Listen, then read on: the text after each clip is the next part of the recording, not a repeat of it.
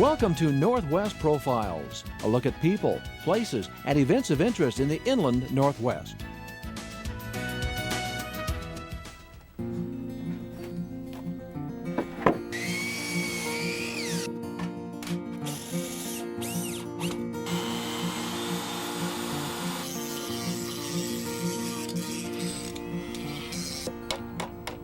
Just a few miles north of Spokane, in the small community of Chattaroy, Washington, there's evidence these days of a boom in home building.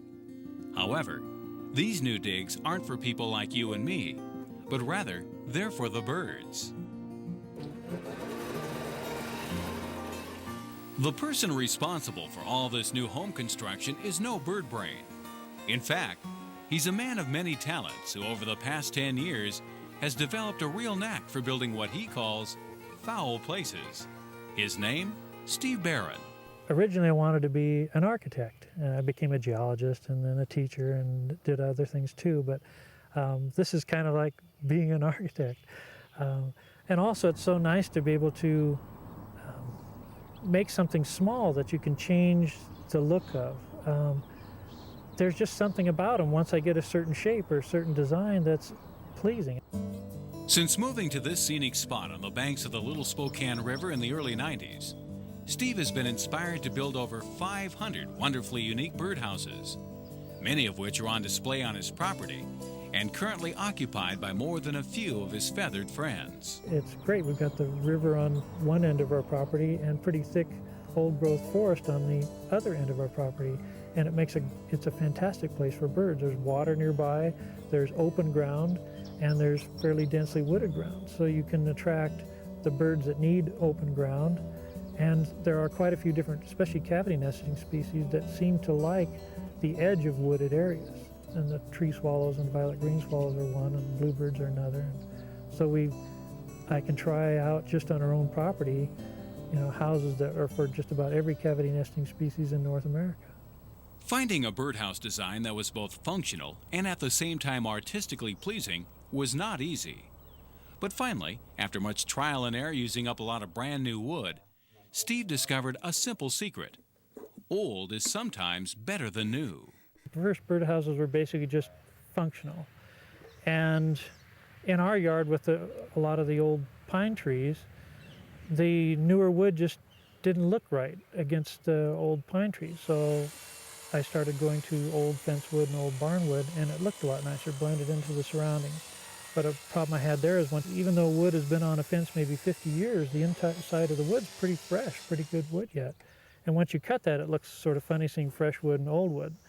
And then as we were walking along the old railroad grade near our home, I found some old metal banding. And I thought, well, this might look good as trim on the houses to cover up that wood. And sure enough, it looked really well.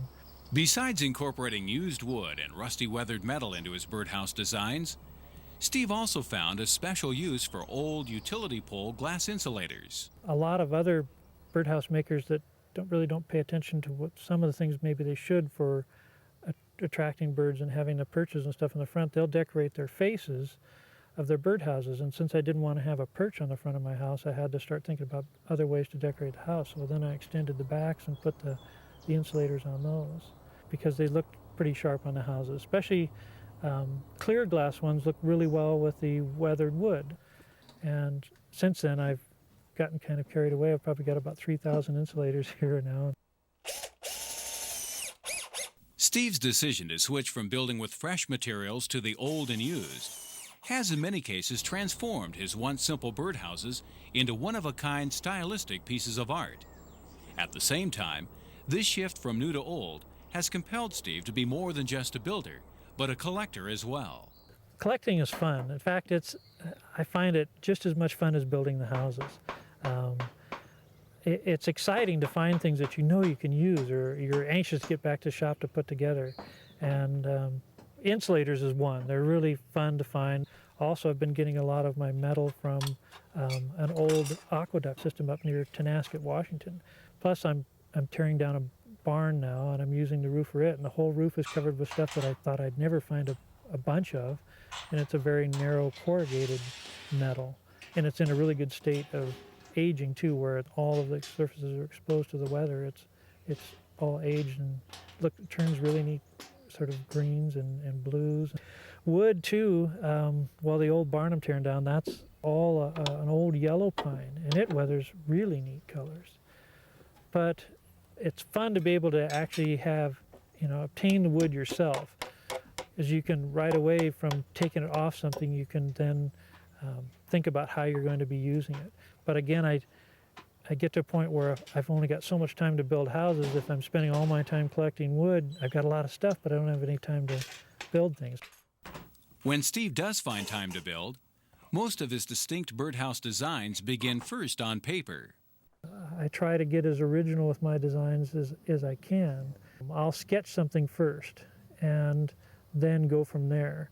I'll get an idea about how a thing will look. And Frank Lloyd Wright, I think one of his most famous sayings is that form follows function. And it's very true with this type of wood. You can only cut cedar and pine and different sorts of fence boards and old barn wood in certain angles before it's just going to come apart on you. I don't get carried away and draw something I know that I can't make. While Steve's flair for the artistic is apparent, make no mistake, these birdhouses, regardless of how fun or whimsical they may appear, are built foremost to house birds. This means each one is designed to be certified by the North American Bluebird Society, which requires proper air vents, drainage holes, an escape ladder, and an easy clean-out system. Beyond that, they're also specifically designed to keep out nuisance birds, including English sparrows and starlings. The English, they are attracted to a house or will try to take over a house if there's a perch on the front of it.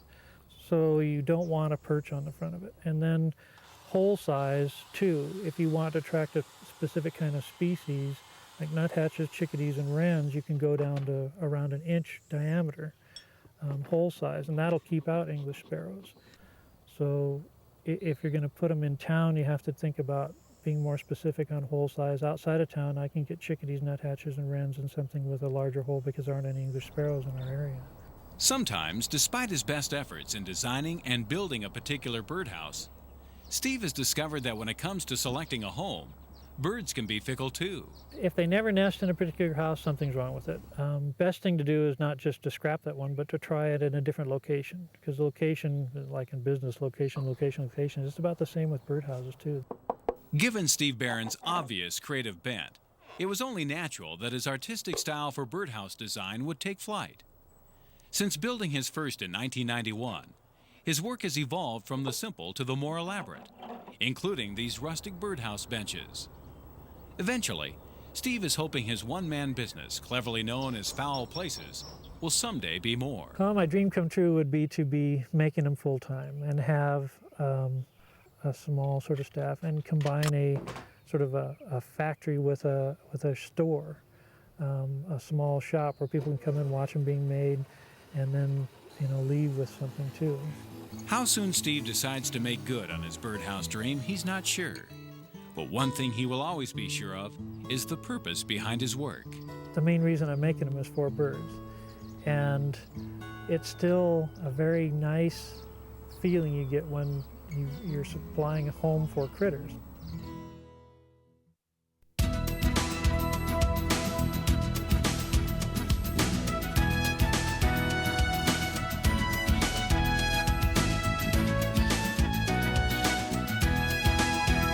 If you have a story idea for Northwest Profiles, send it to KSPS TV, 3911 South Regal, Spokane, Washington, 99223.